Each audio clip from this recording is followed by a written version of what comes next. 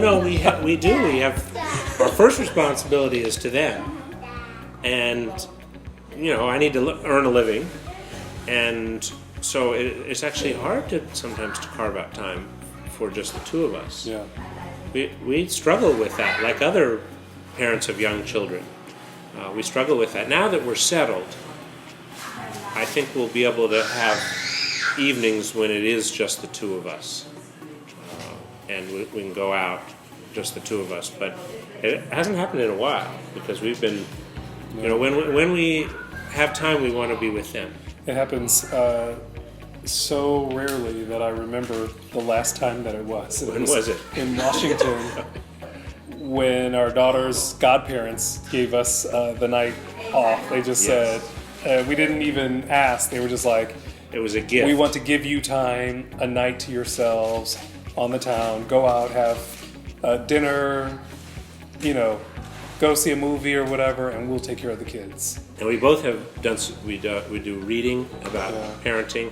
We talk about what we learn in the reading. We talk to other parents. Yeah, and I try to keep him informed of what's happening since I spend more time with them. So that every day there may be something different that the kids are doing or learning to do, or different quirks. Like I'm trying to remember what was the most recent thing. Like Tabo, I noticed about a week ago pour some water for himself, and I was like, oh, and he did it well, he didn't spill, and so okay, he can do that now. Anyway, little things like that they surprise us with, from day to day or week to week.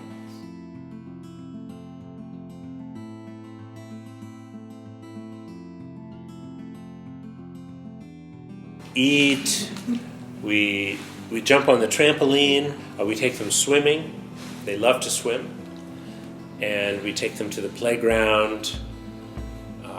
We take them sometimes to Teeny World, but I can't say that too loudly because if they hear that, they'll want to go. They love going to Teeny World. We take them. There are other places that are fun to play. Best to find a playground. Place that they can go outside and play, and they like to ride their bikes right out here. And as they get bigger, they'll ride their bikes further. You can see their bicycle helmets. I insist that they wear their bicycle helmets when they ride on their bikes. I want to keep them safe. But I think it's really great to play, and children often express themselves best when they play. And you find out when they're playing what's on their minds, because they don't really know at this age. They're so young. They don't know how to say, "Oh, I'm thinking about this," or "I'm thinking about that," or mine. So our little girl will do it. Sometimes she'll have a tea party, or the animals will talk to each other. Our son loves to climb and to jump and to run. He's very, very, very, very active, and we learn a lot about them from playing with him.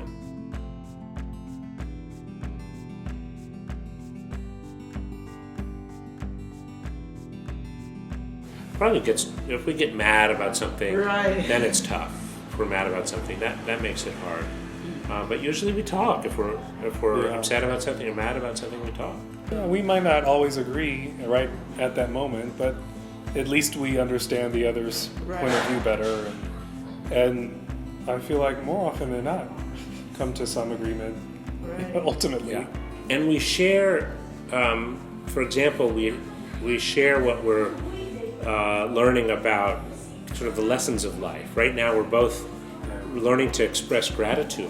We're both writing down what we're grateful for, remembering the things that we're grateful for, because we find that kind of helps us. We've begun this spiritual journey together in the last few months or so. In our previous professions, we did these things every 2 or 3 years that are the most stressful things that humans can do, like moving a house, changing jobs, and all of this. So in the last several months, as we were preparing to leave Hanoi and come here, we happened to discover these Oprah Super Soul podcasts, which have helped us I think,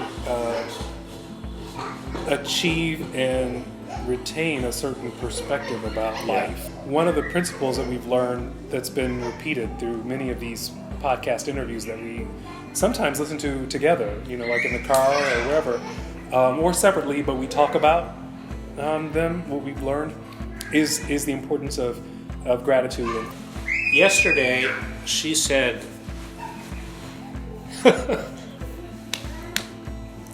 "Papa, can I hold your hand?" And I'm grateful that she said that. She said, "Papa, can I hold your hand?" And sometimes Tabo will say, "I want a hug." Yeah. And I'm grateful for that when he says that. So I think both of us feel a lot of gratitude around our children. I hope what we teach them, but we also learn from them. It's not been easy on them or on us, like this transition these past couple of months, and now I think we are in a much better place than we were, even a few weeks ago, as a family, in terms of getting settled, not moving from place to place. Even when we were back in the U.S. for a couple of months, seeing family, it was wonderful to see family. But we were moving from like one house to another, to an apartment, to a hotel or whatever, and to finally be in our home and have our normal routines.